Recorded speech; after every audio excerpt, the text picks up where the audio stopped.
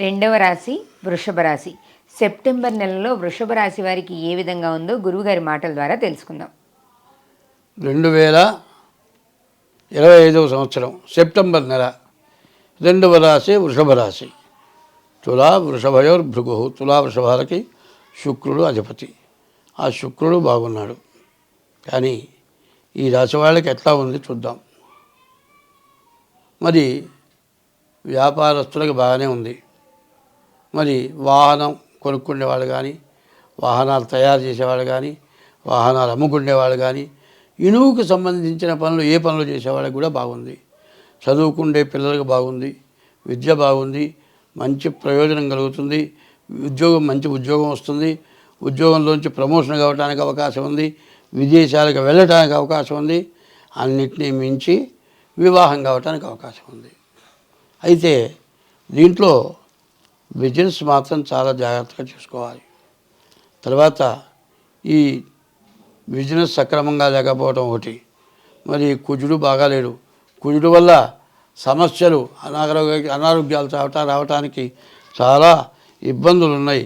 దీనివల్ల సమస్యలు బాగా ఎక్కువగా ఉంటాయి.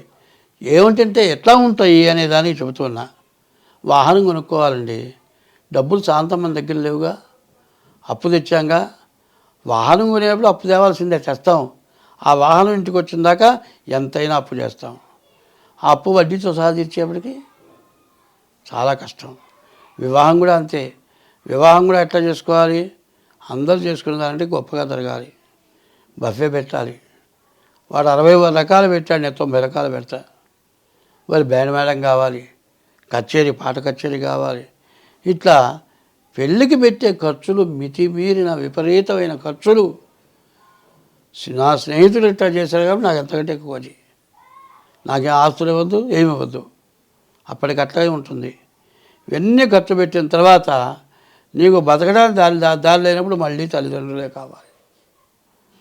నేను చెప్పబోయేది వివాహ వ్యవస్థలో ముఖ్యమైనది చెబుతూ ఉన్నా. అన్నం లేని వాడికి అన్నం పెట్టండి. నువ్వు ఒక 1000 మందిని పిలుస్తావు. అదే లగ్నాల్లో అందరికీ పెళ్ళిళ్ళు ఉంటాయి. తలా ఇంటికి వెళ్తారు, కుటుంబాలు మొత్తం రారు. ఒకడైతే బాగా గొప్పవాళ్ళ ఇంటికి పోయి తక్కువ వాళ్ళ ఇంటికి రాడు. ఈ వండిన పదార్థం మొత్తం వృధా. నువ్వు 60 రకాలు పెట్టావండి, 60 రకాలు తింటాడు ఒకడు? చాలా పోతాయి. ఇవంతా దండగేనా? ఎందుకంటే తినే పదార్థం పారేయకూడదు. నువ్వు పెళ్లి చేసుకొని ఆకలైన వాడికి అన్నం పెట్టు, తృప్తిగా చేసుకో. ముఖ్యమైన చుట్టాలను పిలుచుకొని చేసుకో. తర్వాత వృద్ధాశ్రమం, అనాథ శరణాలయం అట్లాంటి వాళ్ళకి పెట్టు.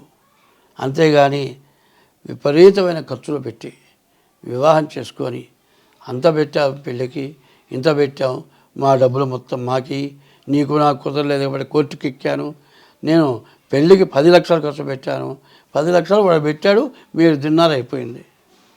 ఎక్కడ తెచ్చిస్తారు? ఇది ఎవరు తిన్నది? ఎవరు తిన్నట్లు? భార్యాభర్త సక్రమంగా ఉన్నారా? ఇట్లాంటి సమస్యలు విపరీతంగా వస్తున్నాయి. ఎవరిని విమర్శించడం కాదు. ఇప్పుడు పెట్టేటప్పుడు అబ్బో గొప్పగా ఉంటుంది, తర్వాత పడే బాధను మీరే పడుతున్నారు. కాబట్టి తగినట్లుగా జాగ్రత్తగా జాతకరీత్యా వివాహం చేసుకోవడం చాలా అవసరం. మరి ఇట్లా చేసుకోవడమే కాక రేపు అనే రోజు ఒకటి ఉంది. ఆ రేపు అనే రోజుకి ఈ అనవసరం ఖర్చు పెట్టే బదులు వాళ్ళకి కొంతకాలం అయిన తర్వాత, వ్యక్తిత్వం వచ్చిన తర్వాత, వాళ్ళ పిల్లలు కాస్త పెద్దవాళ్ళు అయిన తర్వాత వచ్చేట్లుగా బ్యాంకులో ఒక అమౌంట్ వేసినా వాళ్ళకి దిగులు ఉండదు, మీకు దిగులు ఉండదు. నేను చేసిన పని కూడా అదే. మా పిల్లల పెళ్ళప్పుడు నేను ఇవ్వదలుచుకుంటే ఇస్తా, మీరు అడిగింది నేను ఇవ్వను, మా తదనంతరం వచ్చేది వస్తుంది. అట్లా ఇచ్చాయి వాళ్ళందరికీ ఉపయోగపడుతుంది. కాబట్టి ఇట్లాంటి పద్ధతులు మార్చుకోవాల్సిన అవసరం చాలా ఉంది. ఈ వృషభ రాశి వాళ్ళకి వివాహం కావటానికి, ఉద్యోగం రావటానికి ఎప్పుడు కూడా మానవుడికి కొన్ని సమస్యలు ఎందుకు వస్తాయి అనేది ముఖ్యంగా చూసుకోవాలి. మనంతలో మనం చేసుకునేదే కొంత నష్టపరుస్తుంది. బాగా డబ్బులు వచ్చేటప్పుడు ప్రతి రూపాయిని జాగ్రత్త చేసుకుంటే కష్టం వచ్చినప్పుడు ఉపయోగపడుతుంది. బాగా వచ్చేటప్పుడు ఫ్యాన్సీ ఐటమ్స్ విపరీతంగా కొంటున్నారు.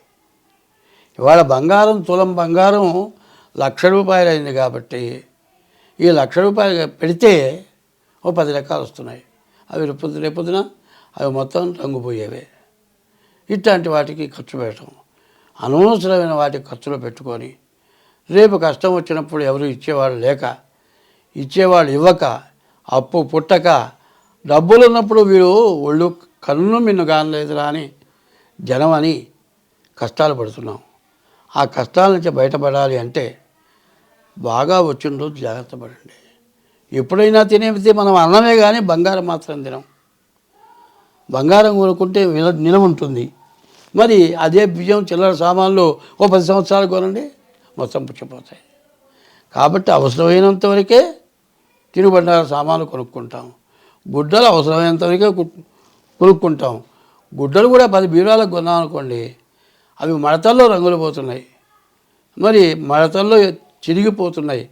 కాబట్టి ఇప్పుడు ఉన్న పరిస్థితులను బట్టి చాలా కష్టాలు ఎక్కువగా ముందు రాబోతున్నది గుర్తు చేస్తూ ఉన్నాను.